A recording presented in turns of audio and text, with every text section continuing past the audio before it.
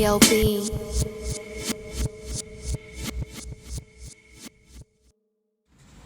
What up, world? It's your boy Chuck Wick, ill, aka Charles Brown, back again with another review. But first, I want to ask you, are you good? Good. All right, man.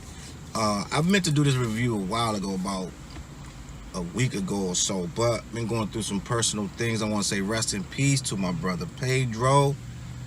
Big hip hop fan, big part of my life. Yeah, he just passed, and the family going through some stuff. But I'm here working, trying to do what I gotta do to stay sane. I hope y'all doing all right. All right, so rest in peace to Pedro. All right, so let me keep it moving. I'm gonna talk about your boy Nas new album King's Disease. Just came out. I think it's probably at best a week and a half old. It's been a lot of chit chatter. Nas been on a review. I mean, an interview run. He been on Hot 97. He been on Breakfast Club. He might have been on Big Boy Radio. He been on I've been seeing Nas review interviews everywhere. And Nas has actively promoted this album more than I've seen Nas promote anything in a long time. He said the Breakfast Club interview was his first interview ever. The first time he's ever been on the Breakfast Club. And I understand what he's doing. What's happening now with this game, right? You are being asked to not just live on your laurels as far as what you've done. That's not getting it anymore in 2020. You're not going to be able to just say, oh, KRS just dropped a new joint, let's run and buy it. No, it's not that no more. It's not, oh, T.I. dropped, let's everybody run and get it out of respect for what Tip did. Ludacris dropped, and I don't think it even caused a blink on the map. And Luda dropped some good songs on that last album. I think it came out not in 2019. He had his first Lexus that he still owns, the first car he used to have back in the day. He still has that. I think he put that on the cover of the album. And I don't think hip hop even blinked that Luda dropped that album. And I didn't even listen to the album. But the simple fact of it is, it's Luda. Luda hadn't dropped in probably, I'm just going to gamble and say within 8 to 10 years that he hadn't dropped nothing. Because he's been working on movies and what have you. So you would think that an icon such as Luda would drop an album that the entire game would stop, and don't stop. It don't stop no more. It's too many people rapping. It's oversaturated. It's too much competition. And it's too many different flavors. It's too many ears that want to hear this, that, and the third, da-da-da. So an album like Nas could literally go under the radar. Like, I think Nas announced that thing 1 week before it was supposed to come out. He just threw it up on an Instagram post saying on Friday, next Friday, whatever, it's coming out. And that's not enough. Yeah, your hardcore fans gonna find it, but that's not enough in 2020. So Nas is doing a promo tour. All these different video outlets and all these different interviewers asking him all these questions. I got a lot to unpack about this whole album, this whole thing with Nas. Let me just set the record straight. I like this album. I'm gonna start it with that. So you're not gonna hear a lot of complaining from me about the album. I want to talk about everything else that's going on around the album. I don't like some of the narratives that they're trying to spin with this album. And I get it. Nas don't do a lot of interviews, so you got him, so now let's get him, But some of the questions I think are really silly that they're asking Nas. One of them is, why Jay Z keep dropping on the same date as you? Is he trying to spoil your release dates? Now, I get it. Black people, white people, everybody loves a conspiracy theory. We would love to think that Jay Z actively is still so salty about Ether, which is, 20 years ago? I don't know how long ago Ether came out. But Ether, I think, had to be in the 90s. So if anything in the 90s is 20 years ago. Anything. If you dropped your song on the last day of 1999, you know what I'm saying? You did that 20 years ago. So Ether wasn't 99. It was 02, I want to say. 01, 02. So even still, that's 19, 20 years ago almost. You understand what I'm saying? So we're talking about a song that is almost 20 years old. The two dudes have reconciled. all of the Jay dropped it on your, that all of these ones they're talking about happened after the dudes have reconciled. Jay signed him to Def Jam, and we all get it why he signed him to Def Jam and whatever, but to still be saying that Jay is dropping to block Nas releases, that's not even a thing anymore. Like in 2020, you're getting anywhere from 6 to 10 viable releases every single Friday, sometimes 2 and 3 a week. So how could Jay dropping when Nas dropped affect Nas in any way? Because all the dude's gonna do is listen to both of them. Like, I don't get this old school. It's like the old school train of thought where you have to put a whole album together and release it all at once and put a single out in front of. Nobody's doing that. You don't got to do that no more. These kids releasing singles. They'll release 10 songs before they put out a whole album. They'll have an album worth of music already streaming before they put together an album. They'll have 5 mixtapes done before they even ever made an album. So it's not the same no more. Back in the day, you wasn't coming out.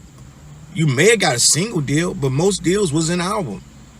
You had to make the whole album, then they would choose your single for you, and they would put the single out, then drop the album. That's old school. So all this Jay can drop when Nas dropped nonsense, you know what I'm saying?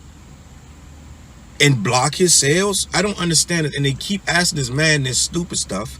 And you got people in the comments talking about, oh yeah, when Nas dropped, it was Illmatic, or like, what? Like, come on, bro. Like, first of all, you're talking about the first one is Stillmatic. They were still beefing. So if he did drop anything on that, that was a beef. But I think they're saying that he dropped the what's the collab album, the Collision album with Linkin Park. I think that he dropped that, which is not his album. That's a collab album of old verses thrown together with rock songs. So how is that blocking Nas? Then they talking about he dropped the Carters. The Carters? He dropped, him and Beyonce conspired, right? To drop the Carters when Nas dropped. What was the last joint Nas dropped? Was it the joint with Kanye, right? So the joint with Kanye that Nas dropped, supposedly Jay went and dropped the Carters trying to block it. In what world is a Nas fan gonna go listen to the Carters over Nas? In what world was that gonna happen? And I want to know who would have listened to both of them albums in the first place. What kind of fan listened to the Carter is gonna be going to check for Nas in the first place? You know what I'm saying? It just don't make no sense. But people love a conspiracy, and they love to think Jay Z's petty. They love to think Nas is the underling under him, and he's getting. Every time Nas do anything is dictated. If Jay Z don't drop, like, that makes no sense. Nas gonna do what he does. You understand? And the people that say that want to believe that so bad, but the numbers don't reflect that that's a fact, that that's a thing. You know what I'm saying? So when these interviewers ask him stuff like that, right? And I get it. It's, you're gonna get clicks and whatever, and you're gonna cut that response up and put it out. It's all part of the game. I understand that. But end of the day, we're still talking about nonsense, like saying stuff like, who won, Jay Z or Nas? What was better, Ether or Takeover? Yeah, it's going to be in the mythology forever in hip hop, and we can always reference it. But at this point, who really cares? Like, at the end of the day, they both moved on. They both did great things. Nas makes an incredible amount of money, regardless of what people want to think. The guy invested in Lyft and all these different investments, Ring and all this stuff. This guy pushing $1 billion just like Jay is. So I don't understand why people somehow still make Nas into the little one who can get bullied around by Jay. I don't understand this mythology, this ideology that this big bad boogeyman is going around bullying Nas every day. And every time Nas want to drop, this guy can just bully him and make his fans listen to him and not. It doesn't make any sense, right? But at the end of the day, Nas still got to promote this album. He got to go out and still make people understand that I'm still here. He needs them to get excited because this project is a quality project. So he can't just have it sit there and do 25. You know what I'm saying? He has to get out and make a showing, because I don't think Nas wants to be going down in history as Nas fell off after Life is Good, or he don't want to go in history like that. Even though he hasn't really dropped a full album in a while, I don't think Nas wanted to end like that, where we're questioning if he ever had a real solid album after Illmatic. And that's really what they be asking this kid. Like, yo, people saying you ain't got no other classics outside of Illmatic. And I don't understand, if you're a real Nas fan, you know that there are more joints in there. I saw a dude post on Facebook the other day. He was like, argue me, Nas doesn't have any classic albums after Illmatic. Argue me. And I'm like, I'm not gonna argue you, bro, because you sound ridiculous. And he was saying that Nas doesn't have any real hits. Just a lot of just trolling. You know what I'm saying? And it's like, no one's feeding into you, because we, as hip-hop heads, we know that's not real. And his whole post was that he's not top 5. So we know you're trolling just saying that, because the reason for you to say a person's not top 5, because that means everybody's saying that they is. So if 90% of other people saying that this guy is in the top 5 or even top 10, then he is. It's perception. The people decide who's in that. Not one dude that got it up his ass about whatever that he feels somebody's better than Nas at. You know what I'm saying? He's like, oh, the Outsiders was better than whatever it was. So it's like, it's all perception, and Nas understands that. So if he gets out here and throws a dud, it's gonna look like you're talking about all this King stuff, but you can't even move more units than Lil Pump. You know what I'm saying? It is what it is. We're in a society where Lil Pump gets the same credibility, and to be honest with you, you can say whatever, but him and J. Cole had to sit down and squash it out, because at some point Lil Pump's fans was making it like he has the right to be on the same conversation as Cole. And at some point, it's perception. We know he don't have no business in the same arena with this dude. They don't need to be in the same room. But as these kids start to mount up, and 25,000 kids are on these different platforms talking about J. Cole's an old head and Lil Pump's the future, at some point, J. Cole got to address that. Sad as it is. That's where we are with this rap stuff. It's perception. Lil Pump, I can't tell you, outside of Gucci Gang, I can't tell you nothing this dude's talking about. The song with Kanye, what else? You know what I'm saying? But end of the day, perception is he's popping in some circles, and you got to deal with it. And so Nas is like, I got to be, this is my game. And if I'm going to come out, I got to come out right. I got to promote this music. I got to sell this music. And I got to be relevant when I do this music. And that's why some of this music sounds the way it sounds. Because he's trying to be, or not trying to be, he's making stuff on both ends of the spectrum. Relevant music versus classic music.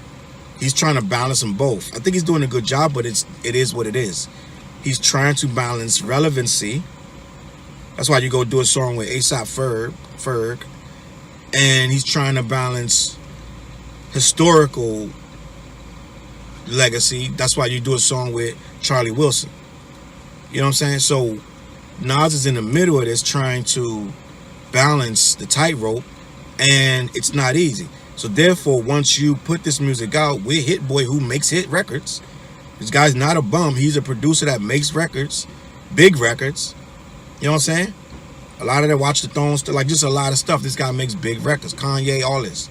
So when you get an album with him and then you throw a dud with it, it's not going to roll over with. It's not going to play well. So that's why Nas is doing all these out of character interviews, which is, I think he's handling these interviews extremely well.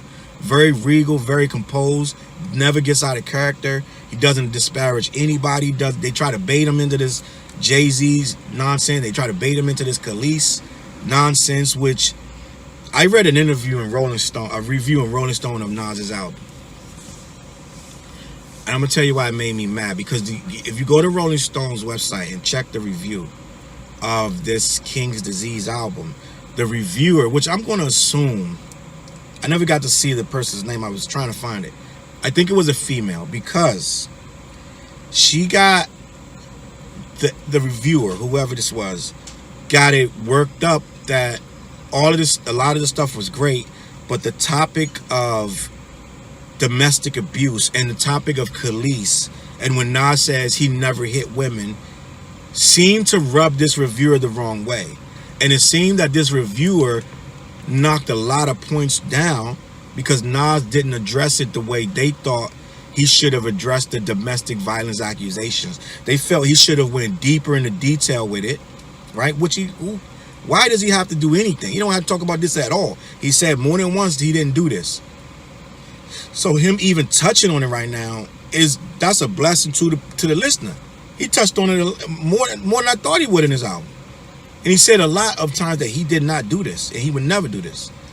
But the reviewer was taken aback that he didn't put enough emphasis or details about how he didn't do it. I don't know what they were asking for, but they went on to say the album suffered because Nas wouldn't address his demons. Basically, calling him a liar and saying that the Kelis accusations and the superhead Corinne Stephan accusations that he closed fist punched her went unaddressed by Nas, which she made them accusations. That's another 20 years ago.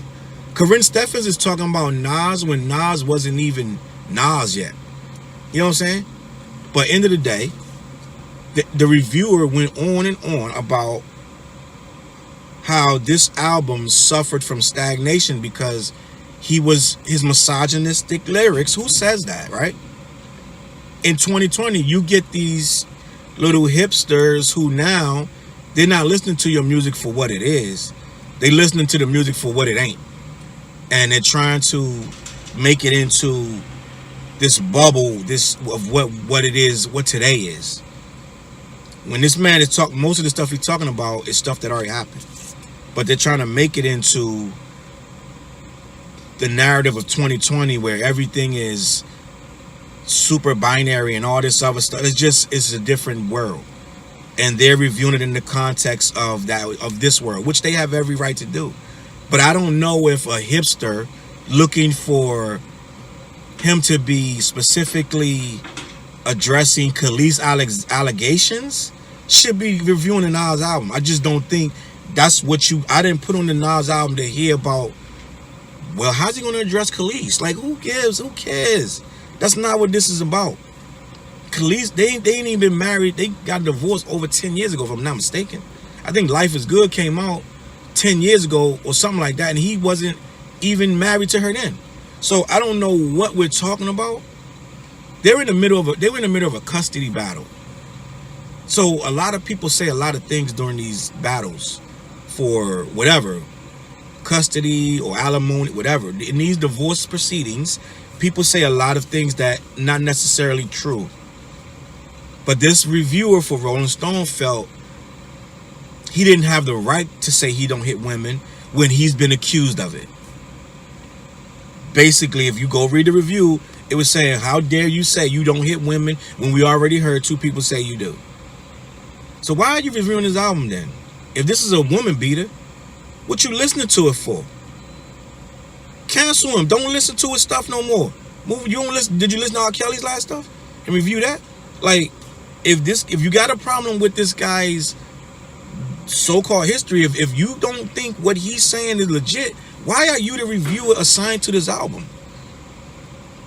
I don't understand that. But at the end of the day, this person was assigned to review Nas and felt it was an issue with him not being forthcoming about how he treated Kelis, Corinne Stephens, and other women who this person did not seem to name. I want to say all that to say this. A lot of this stuff these days, you're trying to stay relevant in an industry that's almost impossible to stay relevant. As society changes, as we get into Black Lives Matter and we get into Me Too and all this stuff, they're going to come after these artists as well.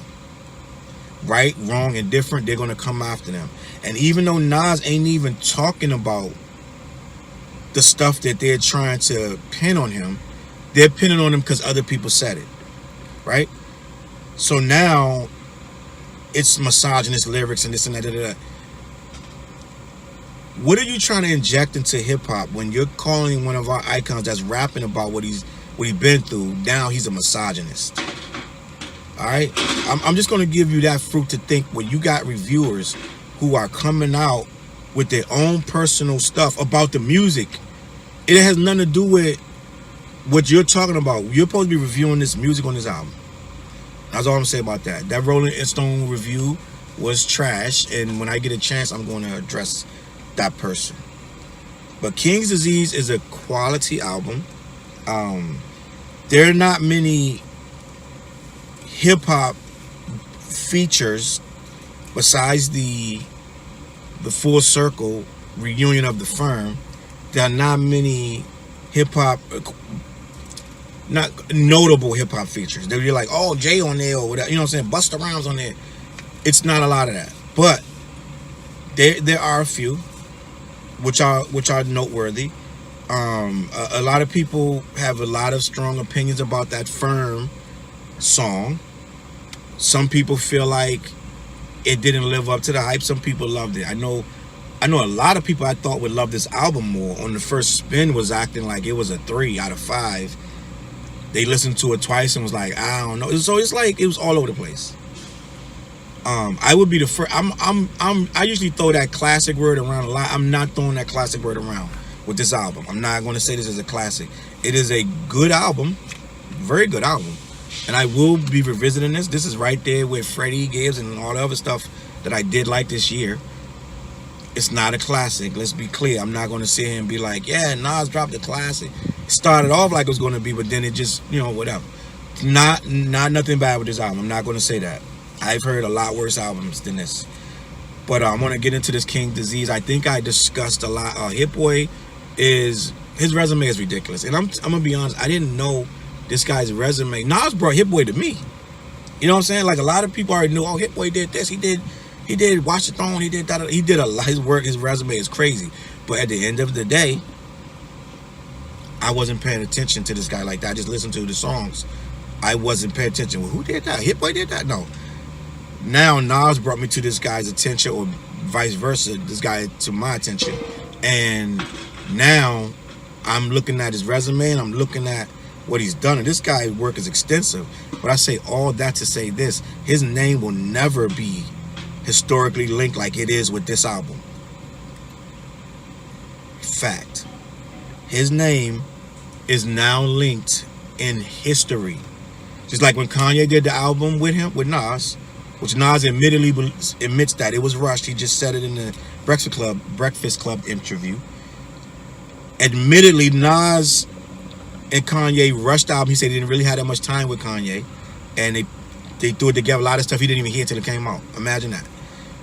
But at the end of the day, Kanye will forever be linked with an iconic figure such as Nas. And now Hitboy name will forever be linked with Nas to the end of time. And I like what this kid did. This guy did. He did he captured what we wanted from Nas. He captured an essence, and he still brought in other features to accentuate what Nas is already doing.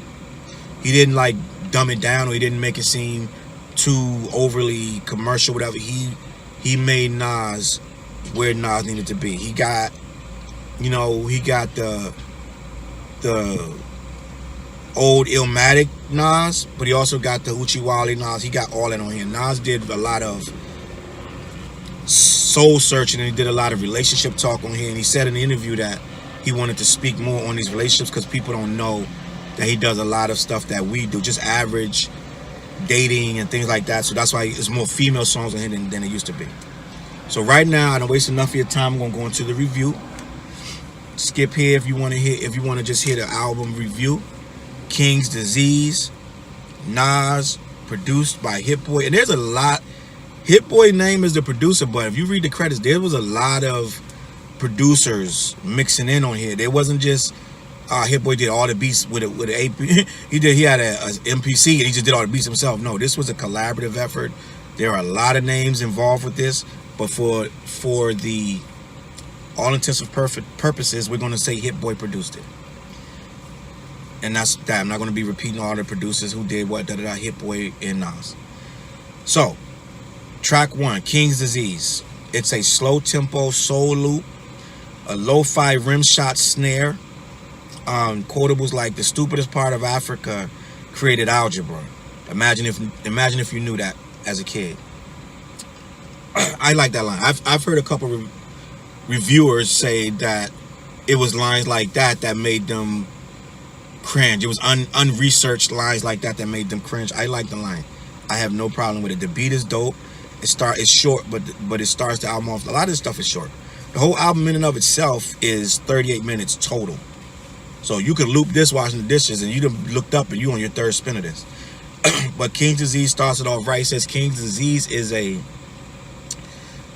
infliction that you get, that they call it that when you are rich and you get so much money that you get lazy. You start getting diseases like the gout and stuff like that, because you're being weighted on hand and foot, things like that, and you get greedy and you start to overindulge on stuff. You understand? It's basically that in a nutshell, but it's more to it. But at the end of the day, King's Disease is something they say that you get when you have too much excess of stuff.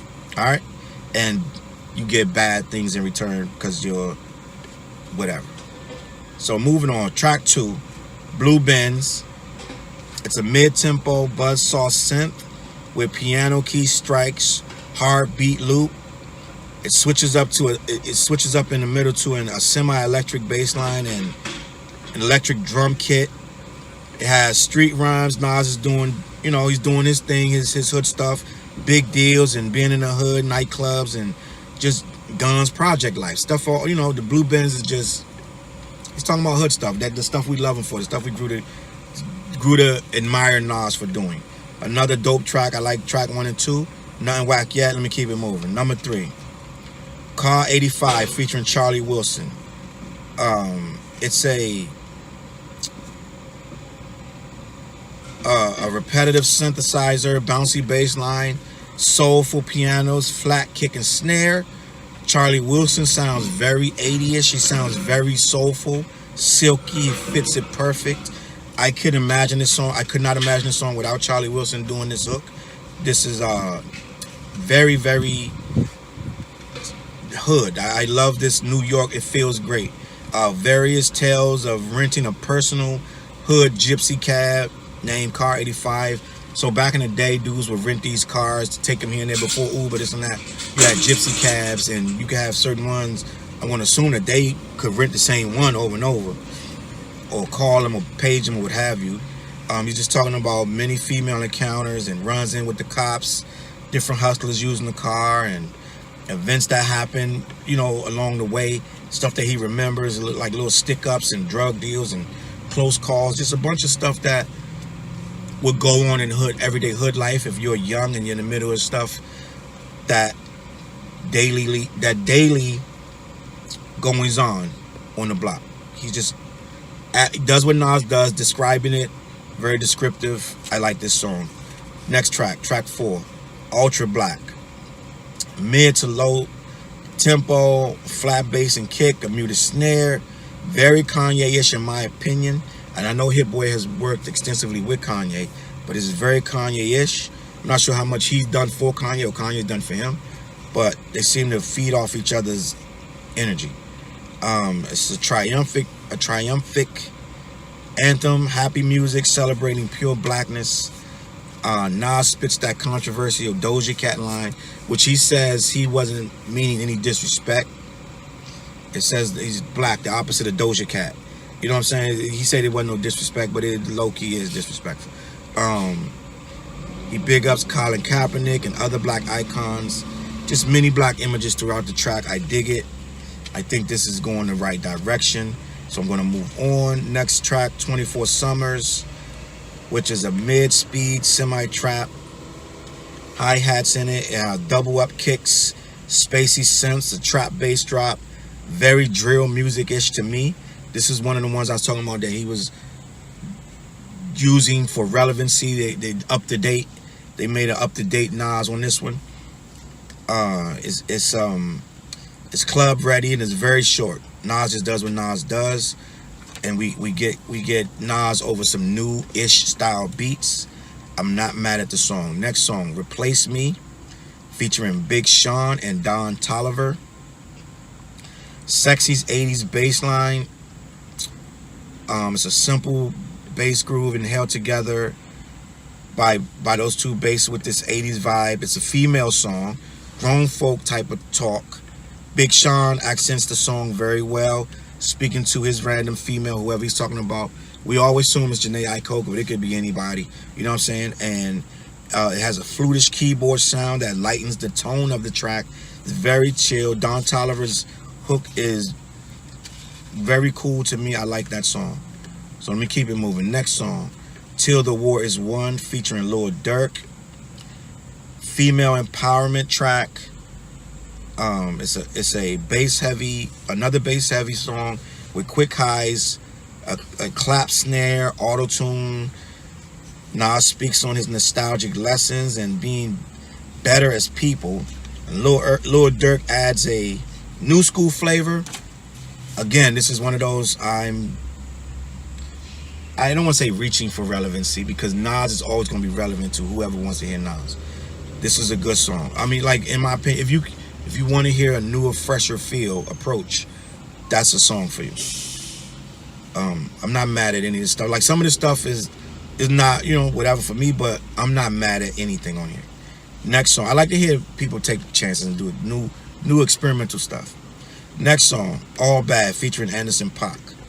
Up-tempo, a cool live bass line along with sparse melodic keys, and also synths, rolling drum patterns with quick, hectic highs and a snare.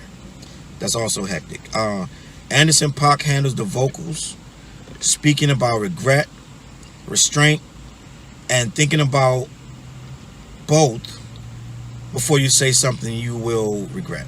Nas does the same thing. Nas speaks on a female relationship that went from sweet to bitter, hence the title, All Bad. It is a retrospective, nostalgic look back at the enigma that is the female. I'm not mad at that song. I ain't hear nothing whack. Stuff that's different, stuff that kind of made the album come down a little bit, but nothing's whack. That song's not whack. Next song, The Definition, featuring Brucey B. It's a quick-paced track with airy keys and floating bass line, followed by myopic keys that accent the mellow bounce. He has the Gayle King reference, and he defines King's disease a little more as a rich man's disease. He talks about lemongrass, cherries, and alkaline water, which are all forms of healthy intake into your body. This is where we're going with rap. As the world changes, rappers have to change, especially the smarter ones. You cannot claim to be smart and not tell people insight on how to improve their physical condition. You can't keep talking about 40s and blunts when you're in your 40s. You're talking about lemongrass, alkaline water. You're talking about eating better. You're talking about feeding your mind better things. And that's what Nas is doing. He should be talking about these things. He got into trouble with this Gayle King thing. Some people didn't like that he mentioned Gayle King like that. Most people didn't care. I thought he had the right to call her out on it, but some people had an issue with it.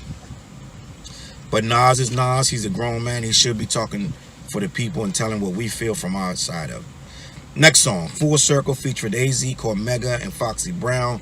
Mid-tempo, 80s bounce with a bell-sounding keyboard holding the underbelly of the melody together. AZ has been on point with his last few releases. I don't know if you've been checking out AZ's last couple videos, but the dude ain't lost a step. I actually think he sounded better on the joints he's released on his own than he did on here. But it's a good track. I don't have no problems with it. Called Mega. Foxy sounds as good as they could sound on his. Some people had an issue with Foxy's verse. I didn't have no problem with Foxy's verse. I think she sounds better than she has in a very long time. If you go back and listen to the Foxy Brown diss of, I believe it was it Nicki Minaj she was dissing? No, she was dissing Remy Ma. I believe she was dissing Remy Ma. I could be wrong, but it was one of the worst records It was one of the most horrible verses I have ever heard. It was horrible. So for her to come with this, which I'm almost thinking, right? She wrote it herself. I'm not gonna say somebody else wrote it, but I'm almost thinking, and I could be wrong, and I might get into a problem. But I'm also thinking, someone really coached this performance out of her. I could be wrong. She could have went in there, one take this herself, wrote it, one take it, but it feels like she knew the pressure was on. This was going to be it. Like, this is the firm. Like, you know what I'm saying? We recreating the firm, bro. You can't come whack on this. I think someone, when it was like, Foxy, okay, now do it again. Now do it again. Now say it like this. I think she was coached to get this to where it's at. I could be wrong. Call me an asshole if I'm wrong, but I think that's what happened. Next track. 10 points. I thought it was an awkward, boppy, repetitive bass line with I can't read what I wrote right there, but with live horns along with old school break beats. With an old school break beat from, I believe, Mark the 45 King was one of the first people to loop it. I know he didn't create it, but I believe he's one of the first people I remember looping it. And Nas speaks on how we need to let things go and move forward. Just intellectual jewels on here. Peace King, how he's talking about how he started Peace King on his song The Flyest, and people ran with it. Like, you know, a lot of stuff that he invented to this day we still run with. I have no problem with that song that I can remember. Next song, The Cure. It's a slow horn loop. It switches to a 60s-ish soul loop that toggles back and forth between the two until midway. Then it hits a hard boom bap beat, kicks in, which changes the song completely. There's many jewels and life lessons, as Nas does. Nas does what he does. Last song, Spicy, featuring Fivio Foreign and A$AP Ferg, which is one of those I'm staying relevant in the game. That was purely a Hitboy creation. Just to get Nas some bop with these younger audience members. I'm not mad at anything on the album. I'm going to give this album an A. You know what I'm saying? Now, if you know anything about me, you know a classic is A plus 5 pluses. So it's an A, which is a 90. So every single plus makes it 20 more points. So an A for me is a 90. Then every plus sign you add makes it to 100. So this is not a classic to me, but it's very good. So most people, A is like, that's a classic, but this is not that kind of A to me. Quality album. Nas really never lost his step with this. I think Nas writes like this in his sleep. Nas is dope as hell, as always. I have no problem with really nothing. Some of this stuff, you know, it ain't my cup of tea, but it's not whack, so that's saying a lot. And I don't think he did anything whack with it, and I would not be skipping anything. And that's saying that I could put this album on from track 1, Let It Ride, all the way to Spicy, and wouldn't have no problem with it. So that's my review. I appreciate y'all watching. Subscribe, hit the bell, notifications, like your boy. I got a lot of stuff coming out. And like I said, rest in peace, Pedro. I appreciate y'all watching. And drink some lemongrass and some alkaline, some cherries, bro. And drink some smoothies. Don't drink beer all the time. You know what I'm saying? Grow up, man. I'm going to shout y'all out, man. And consider going vegan or vegetarian. Peace.